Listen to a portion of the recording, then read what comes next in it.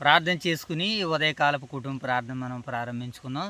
దేవుడు గత రాత్రి కాల సమయంలో, నిన్నటి కాల సమయంలో ఆయన యొక్క తోడును, ఆయన యొక్క సహాయాన్ని, ఆయన యొక్క సహకారాన్ని మనకు అనుగ్రహించి రాత్రికాల సమయంలో చక్కటి విశ్రాంతినిచ్చి వేకుజామునే మరి ఆయన సన్నిధి భాగ్యాన్ని మనల్ని సజీవులుగా లేపి ఉదయకాలపు కుటుంబ ప్రార్థనలో దేవుడు మరి మనల్ని ప్రేమించి ఇచ్చిన ఈ చక్కటి సమయాన్ని బట్టి దేవదేవుని కృతజ్ఞతలు తెలుపుకుంటూ మరి ఈ సమయంలో ప్రార్థన చేసుకుని ఈ ఉదయకాలపు కుటుంబ ప్రార్థనను మనం ప్రారంభించుకుందాం. ఓకే నమస్తే బాబు.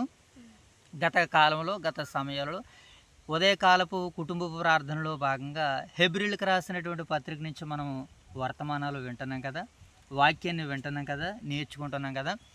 కనుక మరి నేర్చుకుంటున్నటువంటి మాటలను బట్టి, మనం తెలుసుకుంటున్నటువంటి వాక్యాన్ని బట్టి మరి ఏ రోజుకి ఆ రోజు దేవుని పట్ల మరింత భక్తి భావాలతో, భయంతో దేవుని సేవించేవారుగా, యేసుక్రీస్తుల వారిని అనుసరించి ఈ లోకంలో మరి మనకు మాదిరి ఉంచిన ప్రకారంగా ఆయన అడుగుజాడల్లో నడుచుకుంటూ ఆత్మ సహాయంతో కృపా నిబంధన వైపు మనం అందరము ముందుకు వెళ్ళాలని దేవాతి దేవుడు మరి ఆశిస్తున్నారు. కనుక అట్టి రీతిగా మనం అందరం సాహసం చేయడానికి ప్రయత్నాలు చేద్దాం. ముందుగా ప్రార్థన చేసుకుని ఈ పరిచర్ను మనం ప్రారంభించుకుందాం. మోషే బాబు ప్రార్థన. మహాగణుడు మహోన్నతుడు మా ప్రియ పర్లకు తండ్రి, మీ ఘనమైన శ్రేష్టమైన నామానికి వేలతన్న స్థితులు స్వాతంత్రం దేశంలో తండ్రి, ఇదిగోని తండ్రి ఉదకాల సమయం తండ్రి, దేవుడమ తండ్రి, మీ సన్నిధి భాగ్యాన్ని, మీ సన్నిధి కాతులు మాకు అనుగ్రహించిన తండ్రి, మీకు వేలతన్న స్థితి స్వాతంత్రం దేశంలో తండ్రి, ఇదిగోని తండ్రి ఉదకాల సమయం తండ్రి, హెబ్రీయులకు రాసిన పత్రిక తండ్రి 8వ అధ్యాయం తండ్రి, మేము చదువుతుండగా నేర్చుకుంటున్నాగా మాకు సాధించమైన ప్రజలు తండ్రి, మా స్థానిక సంఘాలు దీని శాంతి కాచ కాబట్టి తండ్రి, ఓదురు వేసిన స్థానిక సంఘాలు దీని శాంతి కాచ కాబట్టి వాక్యం పోసిన దీని శాంతి కాచ కాబట్టి ఈ ప్రార్థన మా ప్రభు, మీ కుమారుడు మా ప్రభు యేసుక్రీస్తు నామములో ప్రార్థన మీకు సమర్పించండి. మా ప్రియ పరలోకపు తండ్రి, ఆమేన్. జయ తల్లి ప్రార్థన. పరలోక మా కాను తండ్రి, గడిచిన కాలం మీద కింద కాసం మీకు తెచ్చుకున్నాం తండ్రి. ఈ ఉదయకాశం వేగిరమైతే మీ సన్ని బ్యాగ్ని మీ సన్ని కన్నా మేము ప్రకటించి మీకు తెచ్చుకున్నాం తండ్రి. నేను కాల సమయంలో వేగిరమైతే మీ సన్ని బ్యాగ్ని మీ సన్ని కాంతో మనం ప్రకటించి మీకు తెచ్చుకున్నాం తండ్రి. ఈ సమయం ప్రియుడిగా తండ్రి, ఎప్పుడు రాసిన పత్రిక తండ్రి, 8వ వచ్చేయండి తండ్రి. మేము చదువుతుండగా నేను నేర్చుకుపోతున్నాగా తండ్రి, 1వ వచ్చేయండి తండ్రి, 7వ వచ్చేంత వరకు ముగించుకుని తండ్రి. ఈ ఉదయకాలం 8వ వచ్చేయండి తండ్రి, మేము చదువుతుండగా నేను నేర్చుకుపోతున్నాగా తండ్రి. విని విడిచిపెట్టలేక కాకపోతే మా వద్ద వాళ్ళకి రాసుకునేలా చేయండి తండ్రి. ఈ ఉదయకాలం వేగులమైతే మీ సన్నిధి భాగ్యం, మీ సన్నిధి కాంతులు మా మధ్య ప్రకటించి మీకు చేసుకున్నారు తండ్రి. ఈ రేషన్ బేట్లాల్సి అది దీవించాడు తండ్రి. వాళ్ళకి ఆయన వరకు దయచేయండి. మాకు ప్రేమ సంఘాన్ని దీవించాను. ఓదురు వయసుకి ఈ సంఘాన్ని సంఘ కాపని తీర్చాను. బోసన బీలు రాకుండా కూడా ఆశించాడు తండ్రి. రెండు సంఘాలు సేవకులు దీవించాడు తండ్రి. నూతనంగా తెరస మీద సేవకులను దీవించాను తండ్రి. ప్రార్థన యేసుక్రీస్తు నామములో అడుగుతున్నాను. ఆమేన్. రైట్, మంచిదనైనా మరి చక్కనటువంటి ప్రార్థనలు చేసి ప్రభు నామాన్ని మహిమపరిచినటువంటి ప్రియులైన మిమ్మల్ని ఈ ఊరిని దేవుడు దీవించి ఆశీర్వదించును గాక. ఆమేన్. రైట్, మంచిదనైనా మరి గత సమయంలో హెబ్రీ పత్రిక నుంచి మనం వాక్య ధ్యానాలను వింటున్నాం కదా, నేర్చుకుంటున్నాం కదా. ఈ హెబ్రీ పత్రిక ఎవరికి వ్రాయబడింది? మొట్టమొదటిగా యోధా క్రైస్తవులకి వ్రాయబడింది. అయితే వారు ఏం చేస్తున్నారంటే, వారు నమ్మినటువంటి క్రీస్తుని అంగీకరించినటువంటి తర్వాత వారికి ఎదురైనటువంటి శ్రమలను బట్టి, కష్టాలను బట్టి, ఇబ్బందులను బట్టి వారు మరలా పూర్వం అనగా ఎక్కడి నుంచి అయితే వారు ధర్మశాస్త్రం నుంచి వచ్చారో మరలా ఆ ధర్మశాస్త్ర పద్ధతుల వైపు, ఆచారాల వైపు వెళ్తున్నటువంటి వారిని క్రీస్తు యొక్క రక్షణ ఎంత గొప్పదో, క్రీస్తు ప్రభుల వారు ఎంత ఉన్నతమైనటువంటి వారో, ఆయన దేవదూతల కంటే గొప్పవాడు అని, ఆయన మోషే కంటే గొప్పవాడు అని, ఆయన మనవలే శ్రమలు శోధనలు అనుభవించాడని, దేవుని పిల్లలకే విశ్రాంతి ఉన్నదని, పాత నిబంధన కాలాల్లో మరి యాజకులు నూతన నిబంధన గ్రంథానికి పాత నిబంధన గ్రంథంలో ఉన్నటువంటి యాజక సేవ అహరోను గారికి ఇవ్వబడిందని, అహరోను కంటే గొప్పవారు ప్రభు అయిన యేసుక్రీస్తుల వారికి దేవుడు మరి యాజకత్వాన్ని ఇచ్చాడు అని, అలాగే యాజకత్వం ఎంత విలువైనదో తెలియజేసుకుంటూ ఇదిగో మనము నేటికి 8వ అధ్యాయం దాకా వచ్చాం మనం. అలాగే పాత నిబంధన గ్రంథంలో ఉన్నటువంటి అబ్రహాము గారు మొదలుకొని, మోషే గారు మొదలుకొని వీళ్ళందరూ కూడా ఎవరి వైపు చూస్తారంటే క్రీస్తు వైపే చూస్తారని, వారి కష్టాల్లో, వారి శ్రమలలో మరి క్రీస్తుని వారు గురి కలిగి ఉన్నారని గ్రంథకర్త ఈ విషయాలన్నింటినీ ఒక్కొక్కటి వినిపించుకుంటూ వస్తూ మరి వారి హృదయ మార్పుని చేస్తున్నట్లుగా మనకు కనబడుతుంది. ఇక మిల్కీసెదెకు అనేటువంటి ఒక క్రమాన్ని, యాజక క్రమాన్ని మిల్కీసెదెకు ద్వారాగా, అలాగే యేసుక్రీస్తుల వారే మరి షాలేము రాజుగా అబ్రహామును కూడా దీవించినటువంటి వాడిగా కనబడుతున్నాడని విశ్వాసులకి ఈ పత్రిక ద్వారాగా, ఒక్కొక్క అధ్యాయం ద్వారాగా వారు నమ్మినటువంటి నమ్మకము, క్రీస్తు యొక్క విశ్వాసము లేదా క్రీస్తు అనుగ్రహించినటువంటి ఆ రక్షణ ఎంత గొప్పదో, ఎంత విలువైనదో గత కాలంలో మనం 1 నుంచి 8 అధ్యాయాలు, 7 అధ్యాయాలు మనం నేర్చుకున్నటువంటి, తెలుసుకున్నటువంటి సందర్భాలు. ఇక ఈ అధ్యాయంలో కూడా మరి ఈ 8వ అధ్యాయంలో కూడా ఎంత విలువైనదో ఈ యొక్క 8వ అధ్యాయం కూడా. అలాగే ఈ 8వ అధ్యాయంలో కూడా యేసుక్రీస్తుల వారి ద్వారాగా మరి ఇవ్వబడినటువంటి ఈ నూతన నిబంధన గ్రంథము, ఈ యాజకత్వం ఎంత శ్రేష్టమైనదో, పాత నిబంధన యాజకత్వం లేదా పాత నిబంధన ధర్మశాస్త్రాన్ని మరి దేవుడు మనుషులపై రాశాడని, ఈ నూతన నిబంధన గ్రంథం మనుషుల హృదయాంతరంగాలపై రాస్తున్నాడని దేవుడు ఇప్పుడు ఈ అధ్యాయం ద్వారాగా మనందరికీ అందించబోతున్నటువంటి, వినిపించబోతున్నటువంటి వర్తమానం. కనుక దేవుని యొక్క ఆత్మ సహాయం కొరకు చిన్న ప్రార్థన చేసుకుని ఇటు పరిచర్యను మరింత ముందుకు వెళ్ళే ప్రయత్నాలు చేద్దాం. చిన్న ప్రార్థన చేసుకుందాం దేవుని యొక్క ఆత్మ సహాయం కొరకు. మహాగణుడ, మహోన్నతుడ, సర్వోన్నతుడ, జీవము గల మా తండ్రి, మీ ప్రేమ కలిగిన, కృప కలిగిన నామానికి కృతజ్ఞతలు. తండ్రి, ఈ సమయంలో హెబ్రీయులకు రాసినటువంటి పత్రిక 8వ అధ్యాయాన్ని మేము చదవడానికి, నేర్చుకోవడానికి, తెలుసుకోవడానికి మేము సిద్ధపడుతుండగా మీ యొక్క ఆత్మను మాకు తోడుగా, సహాయంగా దయచేయండి. తండ్రి, ఈ 8వ అధ్యాయం మీరు ఏదైతే ఉద్దేశించో రాయించారో మీ ఉద్దేశాల్లోనికి వెళ్తున్నాం, మీ తలంపుల్లోనికి వెళ్తున్నాం, మీ మహాజ్ఞానాన్ని మేము నేర్చుకునబోతున్నాం. కనుక మా హృదయాలను, మా మనసులను, మా మనోనేత్రాలను వెలిగించండి, తెరవండి. తండ్రి, ఈ మాటలు వింటున్న నీ బిడ్డలందరినీ దీవించి ఆశీర్వదించండి. తండ్రి, ఈ పరిచర్య కొరకు ఎంత సమయాన్ని అయితే నీ బిడ్డలు కేటాయిస్తున్నారో వారికి రెట్టింపు ప్రతిఫలాలు వారి జీవితాల్లో దినాలుగా, నెలలుగా, సంవత్సరాలుగా దీర్ఘాయును వారికి అనుగ్రహించమని వేడుకుంటూ ప్రార్థన చేస్తున్నాం. తండ్రి దేవా, ఈ సమయంలో మీరు మమ్మల్ని ప్రేమించిన మా యొక్క స్థానిక సంఘాలు, ఓదురు, వైఎస్ఆర్ నగర సంఘాలని ఈ ఉదయకాల సమయంలో జ్ఞాపకం చేసుకుంటున్నాం. సంఘ కాపరులను జ్ఞాపకం చేసుకుంటున్నాం తండ్రి. అలాగే వారికి నాయన సహకారులు ఉన్నటువంటి పెద్దల కుటుంబాలను, పరిచారకుల కుటుంబాలను, యవనస్తుల కుటుంబాలను, వృద్ధులను, బాలులను, యవనస్తులను, దిక్కులేని వారిని, విధవరాండ్రను, అనాథులను అందరూ తమ దయగల చేతులకు అప్పగించుకొనిచున్నాం తండ్రి. ప్రభా, ఈరోజు నీ పిల్లలు, నీ బిడ్డలు చేస్తున్నటువంటి పనులను, పరిచర్యలను, నాయన ప్రయాణాలను మీ తోడును, భద్రతను, క్షేమాన్ని, దీవెనను, ఆశీర్వాదాన్ని అనుగ్రహించండి. ఈరోజు పెళ్లి రోజులు, పుట్టినరోజులు, వివాహ వేడుకలు జరిపించుకున్నటువంటి బిడ్డలకు మీ తోడును అనుగ్రహించండి, సహాయాలు దయచేయండి. ఎవరైతేనైనా మీ అందు నిద్రించినటువంటి బిడ్డలు ఉన్నారో ఆ కుటుంబాలకు ఓదార్పును, ధైర్యాన్ని దయచేయండి. ఎవరైతే నూతనంగా ఈరోజు ఈ భూమి మీదకినైనా జన్మించారో అటువంటి బిడ్డలందరినీ దీవించి, ఆశీర్వదించి, కాచి కాపాడమని తండ్రి. మరొక పర్యాయం ప్రభా, మీ పాద సన్నిధిలో తండ్రి మేము ఇటు రీతిగా మరొకసారి మీ జ్ఞాన సంగతులు వినేలాగానే మీ సహాయాలు మాకు దయచేస్తారని, అనుగ్రహిస్తారని ఆశిస్తూ ఈ ప్రార్థన మా ప్రభువును, మీ కుమారులు, మా రక్షకుడైన యేసుక్రీస్తు వారి నామములో ఈ ప్రార్థన మీకు సమర్పిస్తున్నాం తండ్రి. ఆమేన్. రైట్, మంచిది నాయన. మరి దేవత దేవుడు మరి మనల్ని చక్కనటువంటి సమయానికి నడిపించారు ఆయన. కనుక మరి ఇవ్వబడిన ఈ కాలంలో, ఈ సమయంలో మనము హెబ్రీ పత్రిక 8వ అధ్యాయంలోనికి వెళ్ళిపోదాం. ఓకేనా? స్టార్ట్ చేద్దాం మనం 8వ అధ్యాయాన్ని. మరి ముందుగా ఈ 8వ అధ్యాయ నేపథ్యాన్ని మనం చూసినప్పుడు ఈ అధ్యాయం చాలా ముఖ్యమైన మలుపు లాంటిది. ఎలాంటిది మోషబాబు? ముఖ్యమైన మలుపు లాంటిది అనమాట. ముందున్న అధ్యాయంలో రచయిత యేసుక్రీస్తు యొక్క మహాయాజకత్వాన్ని, ముఖ్యంగా మిల్కీసెదెకు క్రమాన్ని, ఆయన యాజకత్వాన్ని వివరించారు. ఎవరు? గ్రంథకర్త. ఓకేనా? ఇప్పుడు ఈ 8వ అధ్యాయంలో పాత నిబంధన మరియు క్రొత్త నిబంధన మధ్య ఉన్న తేడాను చూపిస్తూ ఏమి చూపిస్తున్నాడు ఇక్కడ గ్రంథకర్త? పాత నిబంధన క్రొత్త నిబంధనకు మధ్య ఉన్నటువంటి తేడాను చూపిస్తూ యేసుక్రీస్తుల వారి ద్వారాగా వచ్చినటువంటి క్రొత్త నిబంధన ఎంత శ్రేష్టమైనదో తెలియజేయడానికి గ్రంథకర్త ప్రయాసపడుతున్నాడు. ఓకేనా? ఆ రోజు కూడా హెబ్రీ విశ్వాసులు అలాగే విన్నారు. ఈరోజు కూడా ఈ పాత నిబంధన, నూతన నిబంధన గ్రంథం మధ్య ఉన్నటువంటి వ్యత్యాసాలను మనం కూడా తెలుసుకుని ఏది పాతగిలి ఊడిపోతుందో, ఏది మరి నూతనము నిత్యముగా ఉండేదిగా ఉందో దాని వైపు మనం పరుగులు పెట్టాలి. ఓకేనా? ఇది మొదటి భాగంలో మనకి నేపథ్యంగా మనం చూస్తున్నాం. ఇక ఈ పత్రిక వ్రాయబడిన కాలంలో యోధా క్రైస్తవుల పరిస్థితి ఎలాగుందనుకుంటున్నాం మోషబాబు? వారు హింసలు, శ్రమలు, కష్టాలు అనుభవించడం దాన్ని బట్టి ధర్మశాస్త్ర పద్ధతుల వైపు వెళ్ళాలనుకుంటున్నారు. ధర్మశాస్త్రం ఎలాగుందనంటే ఈ నూతన నిబంధన గ్రంథ సువార్త కంటే కొంచెం ఈజీగా కనబడుతుంది, సులువుగా కనబడుతుంది. ఏంటది?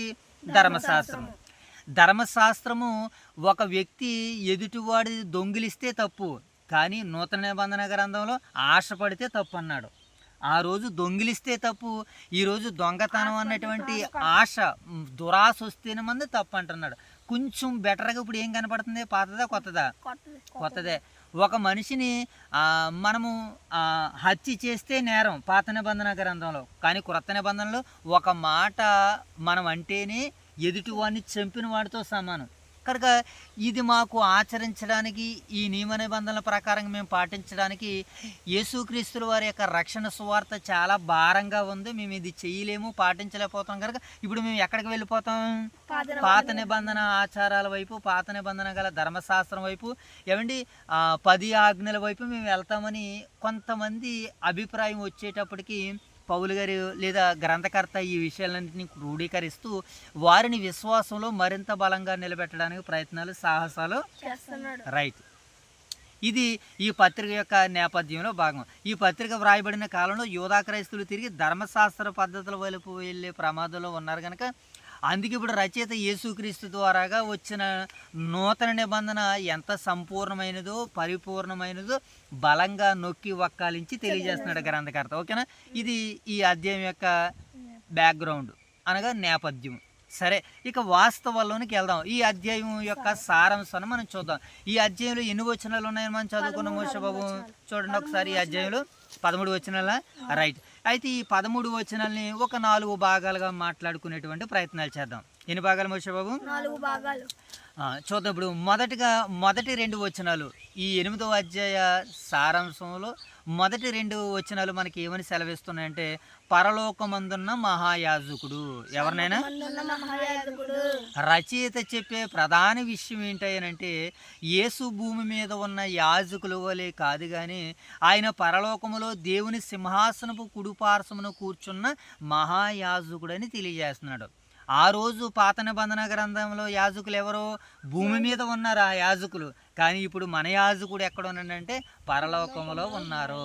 కనుక ఆయన ద్వారాగా వచ్చినటువంటి నూతన నిబంధన యాజకత్వము ప్రాముఖ్యమైనది, పరిపూర్ణమైనది, సంపూర్ణమైనది, ప్రతి మనుషుడు అనుసరించతగినది అని గ్రంథకర్త ఇక్కడ వివరణిస్తున్నాడు మొదటి 2 వచనాల్లో. భూమిపై ఉన్న పరిశుద్ధ గుడారము మనుషులు కట్టినది. ఆ రోజు పరిశుద్ధ గుడారంలోనే కదా వీళ్ళు సేవ చేసేవారు. ఎవరు? యాజకులు. ఓకేనా మోషే బాబు? దేవుని సన్నిధిగా షిలోహులో, అలాగే అంతకుముందు మనకి ఇశ్రాయేల్ ప్రయాణాల్లో దేవుని సన్నిధి, దేవుని గుడారంగా పిలువబడేది భూమిపై ఉన్న పరిశుద్ధ గుడారం మనుషులు కట్టింది. ఓకేనా మోషే బాబు? కానీ యేసు సేవ చేస్తున్న పరిశుద్ధ స్థలము దేవుడు ఏర్పరిచిన పరలోక సంబంధమైనది, యేసుక్రీస్తు శాశ్వతమైనదని తెలియజేస్తున్నాడు. ఓకేనా? కనుక ఇప్పుడు ఈరోజు సంఘములో యాజకులుగా క్రీస్తు ప్రభుల వారిని అనుసరించి మన వాళ్ళు యాజకులు, దైవ సేవకులు సేవని కొనసాగిస్తున్నారు, సేవను చేస్తున్నారు అని ఈ మొదటి 2 వచనాల్లో సారాంశంలో మొదటి భాగంలో మనం వింటున్నటువంటి వర్తమానం. రైట్. ఇక రెండో భాగాన్ని మనం చూసినప్పుడు 3 నుంచి 8 వచనాలు. 8 వచనాలు మోషే బాబు? Very good. 3 నుంచి 7 వచనాల్లో పాత నిబంధన యొక్క అసంపూర్ణత. ఏటి మోషే బాబు? అసంపూర్ణత. వాస్తవానికి పాత నిబంధన గ్రంథం యొక్క సంపూర్ణతను మనం చదువుకోవాలి. పాత నిబంధన గ్రంథము సంపూర్ణము చేయబడలేదు కనుకనే క్రొత్త నిబంధనను సంపూర్ణం, పరిపూర్ణం, పూర్ణ అంగీకారమునకు యోగ్యమునై ఉన్నది అని మనకి గ్రంథం కాపరి పత్రిక మనకి సెలవిస్తుంది. సరే, ఇప్పుడు పాత నిబంధన యొక్క అసంపూర్ణత 3 నుంచి 7 వచనాలు. ఇది ఎన్నో భాగము? రెండో భాగాన్ని మనం చూస్తున్నాం. ధర్మశాస్త్ర బలులు, యాజకత్వము ఇవన్నీ నీడలాంటివి మాత్రమే. ఆ రోజు వారు చేసినటువంటి సేవ అంతా కూడా ఎలా కనబడుతుంది? నీడ లాంటిది. ఇదిగో ఇప్పుడు ఉదాహరణకి ఇప్పుడు ఎండ ఉంది, కాసేపటికి ఎండలో ఉన్నటువంటి తర్వాత నీడ ఏమవుతుంది? సాయంత్రానికి అలా కనుమరుగైపోతుంది కదా. ఇప్పుడు పాత నిబంధన యాజకత్వం కూడా నీడ లాంటిదే. అంటే రాబోయే నిత్యమైన రక్షణకు సూచనగా ఉన్నదని ఇక్కడ రచయిత చెబుతున్నాడు అనమాట. ఓకే మోషే బాబు? ఇక్కడ రచయిత ఏం చెబుతున్నాడు అంటే పాత నిబంధన సంపూర్ణమై ఉంటే, ఏంటి? పాత నిబంధన సంపూర్ణమై ఉంటే క్రొత్త నిబంధన అవసరం ఉండేదే కాదు. అంటే ధర్మశాస్త్రం పూర్తిగా మనిషిని మార్చలేకపోయింది. ఆ రోజు ధర్మశాస్త్రం ఏం చేయలేకపోయింది మోషే బాబు? మార్చలేకపోయింది మనుషులు. అది పాపాన్ని చూపించింది. ధర్మశాస్త్రం ఏం చూపించింది? పాపాన్ని చూపించింది. కానీ పాప స్వభావాన్ని తొలగించలేకపోయింది. పాప స్వభావాన్ని ఏం చేయలేదు మోషే బాబు? తొలగించలేకపోయిందని మనకి సారాంశంలో 2వ భాగంలో 3-7 వచనాల సందేశం మనకిది. ఇక మరొక భాగాన్ని మనం చూసినప్పుడు 8-12 వచనాలు క్రొత్త నిబంధన వాగ్దానాన్ని గురించి ఇక్కడ రచయిత మాట్లాడుతున్నాడు. 8-12 వచనాలు క్రొత్త నిబంధన వాగ్దానం. ఇక్కడ రచయిత దేని గురించి చెప్తున్నాడు అంటే ఎక్స్పెషలీ ఈ 8-12 వచనాల్లో ద బుక్ ఆఫ్ జెర్మియా అంటే ఇర్మియా గ్రంథము 31వ అధ్యాయంలో ఉన్నటువంటి ప్రవచనాన్ని ఎత్తి క్రోడీకరిస్తూ ఈ మాటని ఈ సందర్భాన్ని తెలియజేస్తున్నాడు. అని దేవుడు చెప్పిన క్రొత్త నిబంధన లక్షణాలు ఏంటి మోషే బాబు? ధర్మశాస్త్రాన్ని రాతి పలకలపై రాశారు. ఆ రోజు ధర్మశాస్త్రాన్ని ఎక్కడ రాశారు మోషే బాబు? రాతి పలకల మీద రాశారు. కానీ ఏమంటే ఇప్పుడు వచ్చే నూతన నిబంధన గ్రంథాన్ని ఎక్కడ రాస్తానన్నాడు దేవుడు? హృదయాలపై వ్రాస్తాను అని అన్నాడు. ధర్మశాస్త్రాన్ని రాతి పలకలపై కాదు, హృదయములో వ్రాస్తాను అని అంటున్నాడు. ఇప్పుడు ప్రజలతో వ్యక్తిగత సంబంధాలను కలిగిస్తానంటున్నాడు. ఇప్పుడు ఈ నూతన నిబంధన గ్రంథంలో ప్రజలతో వ్యక్తిగత సంబంధాలను కలిగిస్తాను, అందరూ నన్ను తెలుసుకుందురు అని అన్నారు. ఆ రోజు కేవలం ఇశ్రాయేల్ ప్రజలే తెలుసుకున్నారు. ఈరోజు అందరూ అన్నమాట, యావత్తు ప్రపంచ ప్రజలందరూ కూడా అందరూ నన్ను తెలుసుకుంటారు, వారి పాపాలు ఇక నేను జ్ఞాపకం చేసుకోను అని అంటున్నారు. ఆయన మంచి మాట అన్నమాట ఇది. వారి పాపాలను ఏం చేయను అంటున్నాడు మోషే బాబు? నేను జ్ఞాపకం చేసుకొని అంటున్నాడు. కనుక మనం పాప ఊబిలో నుంచి బయటకు వచ్చేసేయాలి ఎప్పటికప్పుడు. ఇలా తీసుకోవాలి, బైబిల్ దగ్గర పెట్టుకోమా. మనం ఎప్పుడు కూడా ఎక్కడికి వచ్చేయాలి మోషే బాబు? పాప ఊబిలో నుంచి బయటకు వచ్చే ప్రయత్నాలు చేసేయాలి. కారణం ఏంటంటే వారి పాపాలు నేను జ్ఞాపకం చేసుకోనని చెబుతున్నాడు. నీకు పదే పదే పాపాలే నీకు జ్ఞాపకం వచ్చేటట్టుగా దుష్టుడు ప్రేరేపిస్తుంటే ఆ ప్రేరేపణలోంచి ఇమీడియట్లీ మనము దైవ ప్రేరేపణలోనికి వచ్చేసేయాలి. ఎలాంటి పాపులనైనా క్రీస్తు రక్తం వారిని పవిత్రులుగా పరిశుద్ధులుగా కడుగుతుంది. ఇదిగో మనము నూతన వారంలోనికి మరలా ప్రవేశించబోతున్నాం. ఈరోజు శనివారం, రేపు ఆదివారం. ఇదిగో ఈ వారంలో ఏవో కొన్ని బలహీనతలను బట్టి, కొన్ని సమస్యలను బట్టి, ఇబ్బందులు బట్టి, ఒకవేళ అపరాధాలు పాపాలు కానీ ఒకవేళ మనం చేసుంటే దేవుడు అంటున్నాడు వాటిని జ్ఞాపకం చేసుకోనని అంటున్నాడు. ఈ రోజుకు రాయబడినటువంటి మాట అయితే కాదు, కానీ ఒకప్పుడు క్రీస్తు వారు చెబుతున్నటువంటి మాటని ఇక్కడ గ్రంథకర్త వివరిస్తున్నాడు. ఒకవేళ తెలిసి తెలియక చిన్న అపరాధాలను బట్టి పాపాలను బట్టి మనల్ని మనం పవిత్రపరచుకోవడానికి మరొక అవకాశం ఉందని చెబుతున్నాడు. అవకాశం ఉన్నదని పాపం చేయమని చెప్పట్లేదు, కానీ ఉన్న పాపాలను కడుగుకోవడానికి దేవుడు నీకు ఆయువుని ఇస్తున్నాడు, ఆరోగ్యాన్ని ఇస్తున్నాడు, సమయాన్ని ఇస్తున్నాడు, కాలాన్ని ఇస్తున్నాడు. అని ఆ ఇవ్వబడిన ఈ కాలంలో సమయంలో అపరాధాలు పాపాలు నీకు ఏవైతే ఊబిగా కనపడుతున్నాయో ఆ జిగటగల దొంగ ఊబిలో నుంచి బయటికి రావాలని దేవుడు మనల్ని ఆశిస్తున్నాడు. ఇక వారి పాపాలు నేను ఏం చేయను అంటున్నాడు మోషే బాబేనా? నేను జ్ఞాపకం చేసుకొని అంటున్నాడు. నేను జ్ఞాపకం చేసుకొని అంటున్నాడు ఆయన. కనుక మరి మనం అందరం ఎలాగ ఉండాలంటే అందరూ నన్ను తెలుసుకుంటారు, వారి పాపాలు నేను జ్ఞాపకం చేసుకోను. ఇది కేవలం బయట ఆచారాల మతము కాదు, అంతరంగ మార్పు కలిగించే కృపా నిబంధనగా మనకి ఈ అధ్యాయము, ఈ సందర్భాలు, సన్నివేశాలు మనకి ఒకటి పాత నిబంధన గ్రంథం అనుకుంటే, రెండోది క్రొత్త నిబంధన గ్రంథం అనుకుంటే, ఈ అధ్యాయంలో మరొక నిబంధన మనకు కనబడుతుంది. అదే ఏమండి, అంతరంగ మార్పు కలిగించే కృపా నిబంధన మనకి కనబడుతుంది. కృపా నిబంధన మనకి కనబడుతుంది. సరే, ఇక చివరిగా ఈ అధ్యాయ సారాంశంలో భాగంగా ఏమండి మనము 13వ వచనాన్ని చివరిగా మనం చూసినప్పుడు పాత నిబంధన క్షీణించుట. పాత నిబంధన ఏమవుతుంది మోషే బాబు? క్షీణించిపోతుంది, అంతరించిపోతుంది, ముగిసిపోతుందని ఈ 13వ వచనం ద్వారా గ్రంథకర్త ఇక్కడ వివరాలు రాస్తున్నాడు.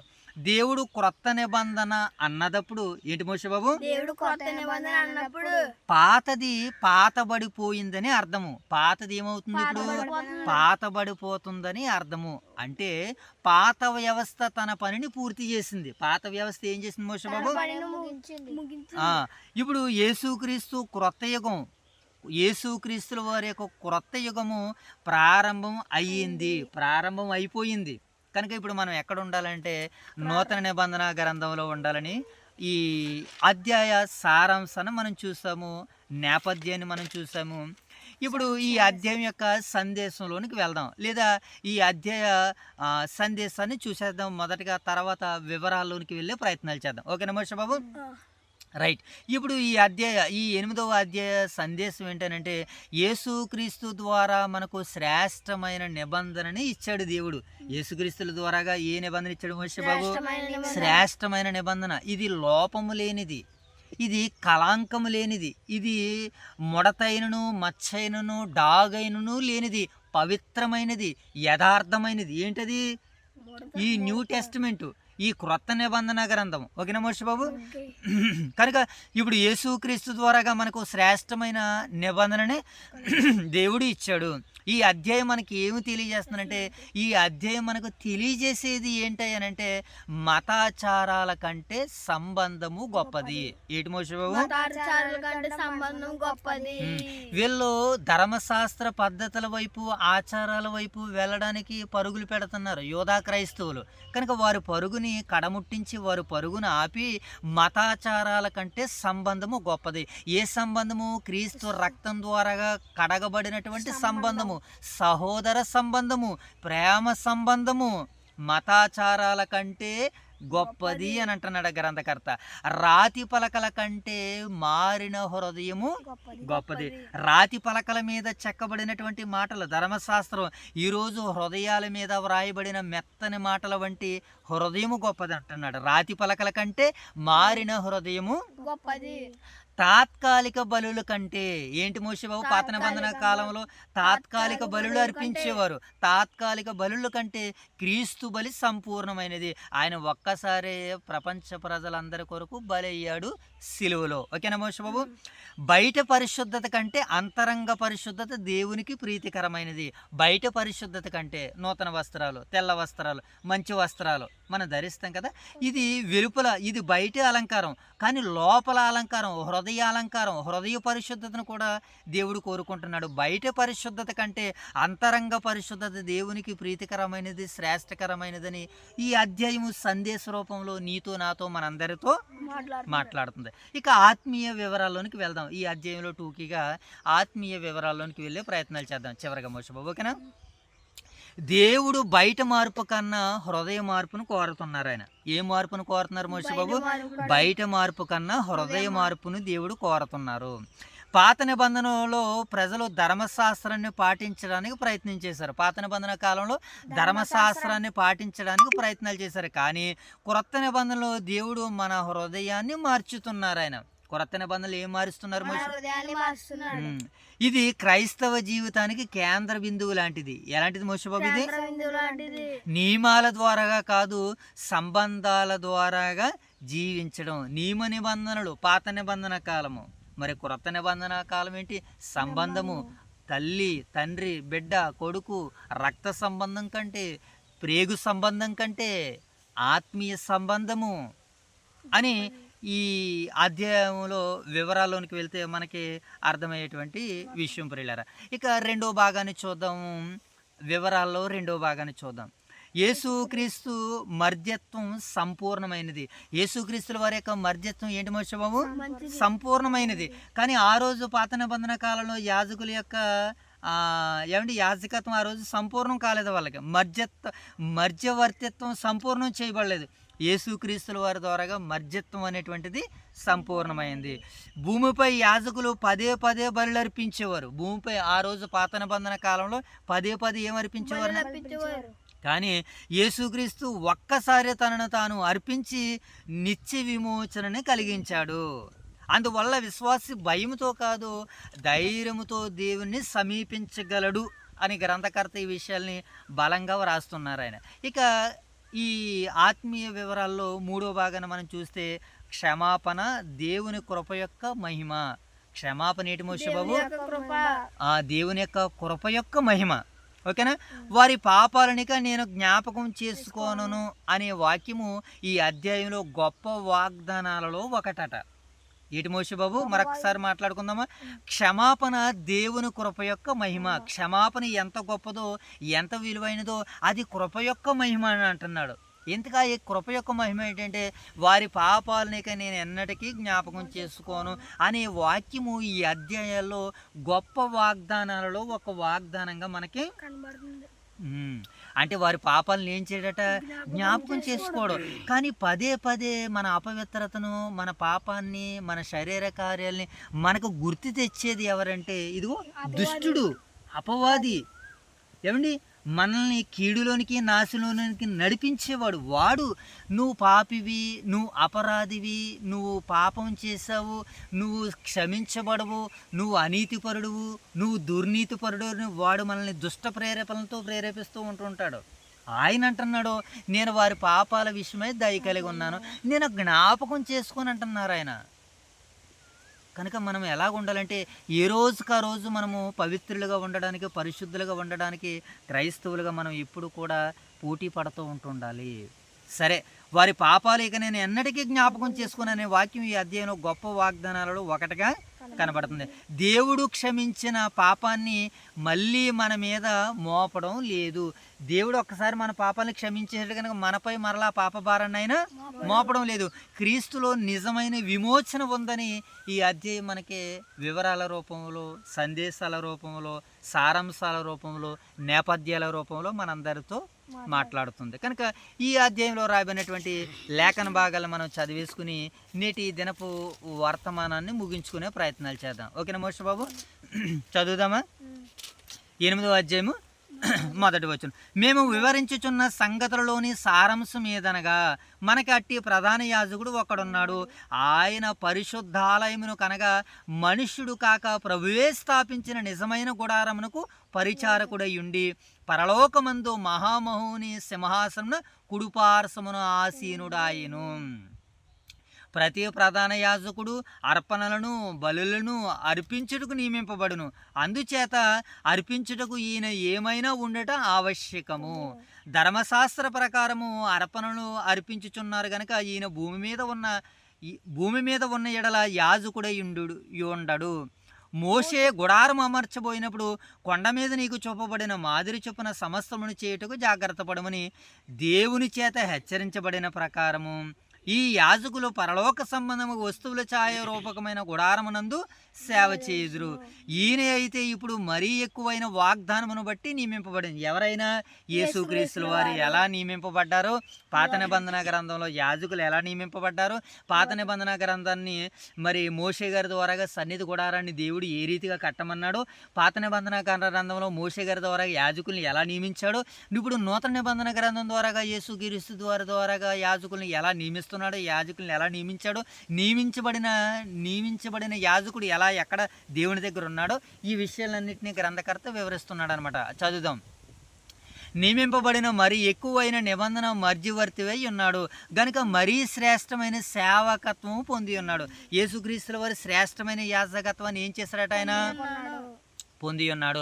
ఏలయనగా మొదటి నిబంధన లోపము లేనిదైతే రెండవ దానికి అవకాశం ఉండనేరదు. మొదటిది దాంట్లో ఏముందట మోషే బాబు? లోపాలు ఉన్నది. పాత నిబంధన గ్రంథాలు ఏమున్నాయి? లోపాలు ఉన్నాయి. ఆ లోపాలన్నింటినీ యేసుక్రీస్తుల వారు సిలువ మరణం ద్వారాగా ఆ లోపాలన్నింటినీ సరిచేసి దాని నుంచి ఇప్పుడు నూతన నిబంధన గ్రంథం వైపు పరుగులు పెట్టేలా చేస్తున్నాడు ఆయన. ఇప్పుడు నూతన నిబంధన గ్రంథంలో ఉన్నటువంటి క్రైస్తవులందరూ కూడా పరిగెత్తవలసినటువంటి క్రైస్తవులు ఆగిపోయి అలసట తీర్చుకుని మరలా పాత నిబంధన గ్రంథం వైపు వెళ్ళాలనుకుంటున్నారు. అందుకని వారిని చెబుతూ, ఏలయనగా ఆ మొదటి నిబంధన లోపము లేనిదైతే రెండవ దానికి అవకాశం ఉండనేరదు. పాతది లోపం కలిగి ఉంది కనుకనే రెండవ దానికి దేవుడు నూతన నిబంధన గ్రంథంగా దీనికి అవకాశాన్ని ఇచ్చాడు. ఏలయనగా మొదటి నిబంధన లోపము లేనిదైతే రెండవ దానికి అవకాశం ఉండనేరదు. 8వ వచనం. అయితే ఆయన అపేక్షించి వారితో ఎలాగూ చెప్పుచున్నాడు. ప్రభు ఎట్లనను, ఇదిగో ఒక కాలం వచ్చుచున్నది, అప్పటిలో ఇశ్రాయేలు ఇంటి వారితోనూ యోధా ఇంటి వారితోనూ నేను క్రొత్త నిబంధన చేయదునని ఎప్పుడు అన్నాడో తెలుసా? దేవుడు పాత నిబంధన కాలంలోనే చెప్పేసాడు ఈ మాట, ప్రవచనాన్ని. ఎక్కడ? ఇర్మియా గ్రంథం 31వ అధ్యాయంలో అని చెప్పేశారు ఆయన. అసలు అప్పట్లో ఇశ్రాయేల్ ఇంటి వారితోనూ యోధా ఇంటి వారితోనూ నేను క్రొత్త నిబంధన చేయదును. నేను ఐగుప్తులో నుండి వీరి పితరులను వెలుపలికి రప్పించుటకే వారిని చెయ్యి పెట్టుకుని దినమున వారితో చేసిన నిబంధన వంటిది కాదు. ఆ రోజు ఒక నిబంధన చేశాను, ఆ నిబంధన కంటే నూతన నిబంధన గ్రంథము గొప్పది అని అంటున్నాడు. ఆ నిబంధన కంటే నూతన నిబంధన గ్రంథం గొప్పది. గొప్పది. ఆ నూతన నిబంధన గ్రంథం కంటే ఇప్పుడు కృపా నిబంధన అనగా సంఘం ద్వారాగా ఆత్మ ద్వారాగా ఇవ్వబడుతున్న ఆత్మ ప్రేరేపణతో నడిపింపబడుతున్న కృపా నిబంధన కూడా ఇంకా గొప్పది. దీని గురించి బైబిల్ ప్రస్తావించట్లేదు, కానీ ఆత్మానుసారమైనటువంటి పరిశుద్ధాత్ముడు మాట్లాడుతున్నారు ఈ విషయాన్ని. ఆత్మ ద్వారాగా నింపబడుతున్న ఇప్పుడు మనం సంఘాలతో ఆత్మ చెప్పుచున్న మాట చెవులు గలవాడు వినుగాక. ఇప్పుడు సంఘాలను నడిపించేది ఎవరు అని అంటే ఆత్మ, పరిశుద్ధాత్మ సంఘములతో చెబుతున్న మాట చెవులు గలవాడు వినాలి. ఇప్పుడు కృపా నిబంధనలో మనందరం ఉన్నాం. చదువు ఇంకా దేవుడు ఏమంటున్నాడు, వారి పితరులతో వెలుపలికి రప్పించిన వారిని చెయ్యి పట్టుకునే దినమును వంటి వారితో నేను చేసిన నిబంధన వంటిది కాదు. ఏలయనగా వారు నా నిబంధనలో నిలవలేదు. వారు నా నిబంధనలు ఏం చేయలేదు, విశ్రాంతినిచ్చాను, కానీ వారు ఆ విశ్రాంతిలో అవిధేయత వల్ల ఏం చేయలేకపోయారు, మోషబాబు ప్రవేశించలేకపోయారు. నేను వారితో చేసిన నిబంధన వంటిది కాదు. ఏలయనగా వారు నా నిబంధనలో నిలవలేదు గనక నేను వారిని అలక్ష్యం చేసేదనని ప్రభువు చెప్పుచున్నాడు. ఆ దినములైన తర్వాత ఇశ్రాయేలు ఇంటి వారితోను నేను చేయబో నిబంధన ఏదనగా వారి మనసుల్లో నా ధర్మ విరోధులను ఉంచెదను. అయినగా ఇప్పుడు దేవుని యొక్క ధర్మశాస్త్రాన్ని ఎక్కడ పెడతానంటున్నాడు ఆయన, హృదయాల్లో. నా ధర్మ విధులను వారు హృదయాల్లో పెడతానన్నాడు. వాస్తవానికి అంతరంగంలో ఆల్రెడీ దావీదు గారు పరిశుద్ధాత్మ ప్రేరణతో మాట్లాడుతూ ఆయన ఏమన్నారు తెలుసా, దేవా నీ ధర్మశాస్త్రం నా అంతరంగంలో ఉన్నదన్నాడు. నీ ధర్మశాస్త్రం ఎక్కడ ఉందంటున్నాడు ఆయన, అంతరంగం మనలో ఉండాలి. అంతరంగం అదే చెప్తున్నాడు ప్రభు తండ్రి అయినటువంటి దేవుడు. ఇశ్రాయేలు ఇంటి వారితో నేను చేయబో నిబంధన ఏదనగా వారి మనసులో నా ధర్మ విధులను వారి హృదయాల మీద వాటిని వ్రాసేదను. ఇప్పుడు ఈ మాటలు ఎక్కడ రాసేశారు, నూతన నిబంధన గ్రంథంలో హృదయాల్లో వ్రాసేశారు. మా పత్రికలు మీరే కారా అన్నారు, సవాలు చేసి మాట్లాడారు దైవ సేవకులు నిరసన మెట్టలో క్రీస్తుకు పత్రికల గురించి. ఓకేనా, వారి హృదయాల మీద వాటిని వ్రాసేది. నేను వారికి దేవుడినయ్యుందును, నేను వారు నాకు ప్రజలయ్యుందురు. వారిలో ఎవడును ప్రభువును కలుసుకున్నాడని తన పట్టణస్థునికైనను తన సహోదరునికైనను ఉపదేశము చేడు. వారిలో చిన్నదులు మొదలుకొని పెద్దల వరకు అందరూ నన్ను తెలుసుకుందరు.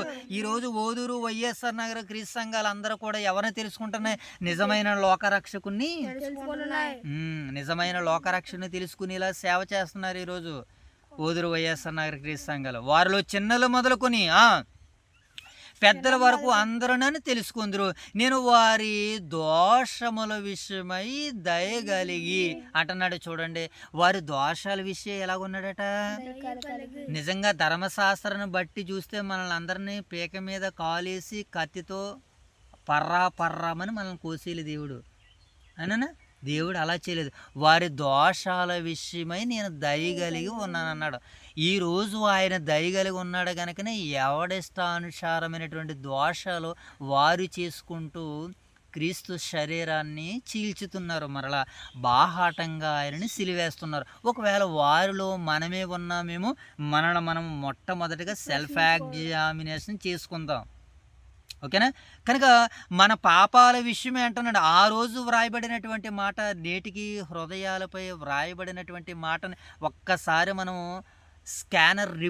బైబిల్ స్కానర్ని తీసుకుని వెళ్తే దేవుడు అంటున్నాడు, నేను వారి దోషాల విషయమై దయగలిగి ఉన్నాను, వారి పాపములకి ఎన్నటికి ఏం చేయను అంటున్నాడు మోషబాబైనా, నేను జ్ఞాపకం చేసుకొని అంటున్నాడు ఆయన. జ్ఞాపకం చేసుకో, నువ్వు ఎంతటి అపరాధివైనా పాపివైనా సరే ఒక్కసారి నువ్వు మోకరించి నువ్వు పశ్చాత్తాప హృదయముతో నీ పాపాన్ని బట్టి పరిశుద్ధుడైన దేవుణ్ణి వేడుకుంటే నీకు పాప విమోచన ఈ క్షణంలోనే దేవుడు నీకు దానిని కలిగించునుగాక. రైట్, వారి పాపాలకి నేను ఎన్నటినీ జ్ఞాపకం చేసుకున్నాను ప్రభు సెలవిచ్చుచున్నాడు. ఆయన క్రొత్త నిబంధనని చెప్పుడు చేత పాతది మొదటిది పాతదిగా చేసి ఉన్నాడు.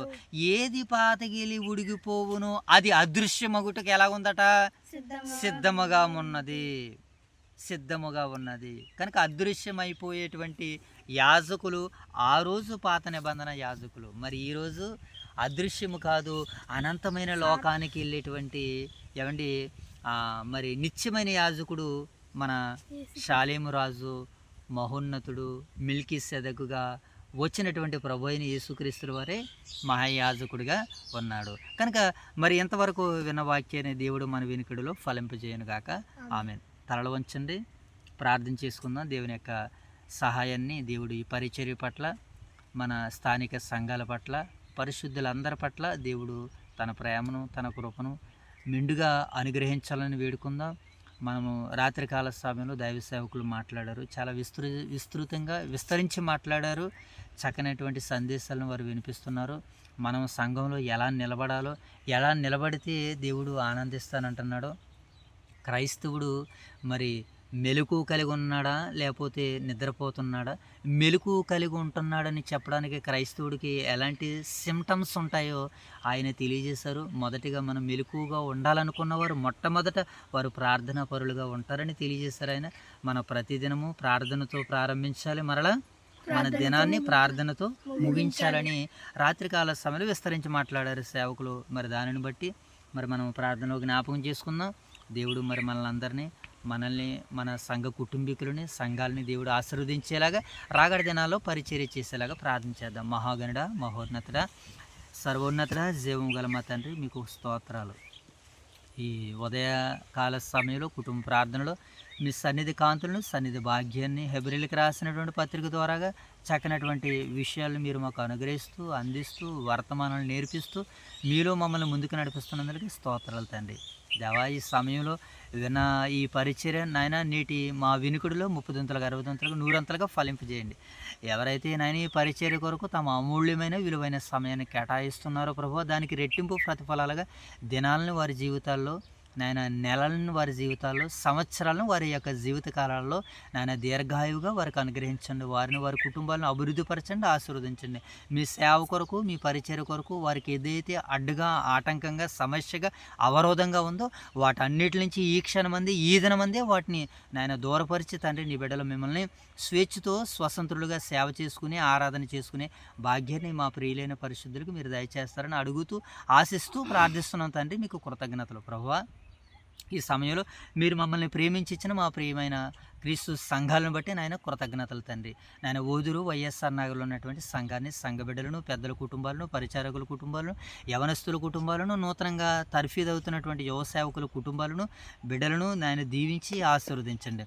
అలాగే ముఖ్యంగా సంఘాలకి దైవ వర్తమానాలను అందిస్తూ నాయన చక్కటి ఆలోచనలతో మమ్మల్ని కడుతున్న మా ప్రియులు నాయకులు, దైవ సేవకులు, వాక్యోపదేశకులు, ప్రియులు నాయన కాపరిగా ఉంటున్నటువంటి రాజుగారిని బట్టి, వారి యొక్క సతీమణి గారు రాణి గారిని బట్టి, వారిని మీరు ప్రేమించిన వారికి ఇరువురు బిడ్డలను బట్టి, కుమారుని బట్టి, కుమార్తెను బట్టి మీకు కృతజ్ఞతలు. ఆ కుటుంబం నాయన దైవికంగా వెలుగుతూ ప్రభావ, మీ కుమారుని వెలుగుతూ నింపబడుతూ అనేకులను వెలిగించడానికి వారు సిద్ధపడుతున్నారు, సాహసాలు చేస్తున్నారు. నాయన సాహసాలు చేసేటువంటి వాక్యాలు వారు మాకు వివరిస్తున్నారు, గద్దిస్తున్నారు, నాయన హెచ్చరిస్తున్నారు ప్రభు. ఆ మాటలు మేము స్వీకరించి నాయన హృదయపూర్వకంగా వాటిని స్వీకరించి తీసుకున్న తండ్రి, మా వారి యొక్క గద్దింపును తైలాభిషేకంగా నాయన మేము అభిషేకించుకున్నట్టుకు ఆశీర్వదించబడు మీ సహాయాలు తెచ్చండి.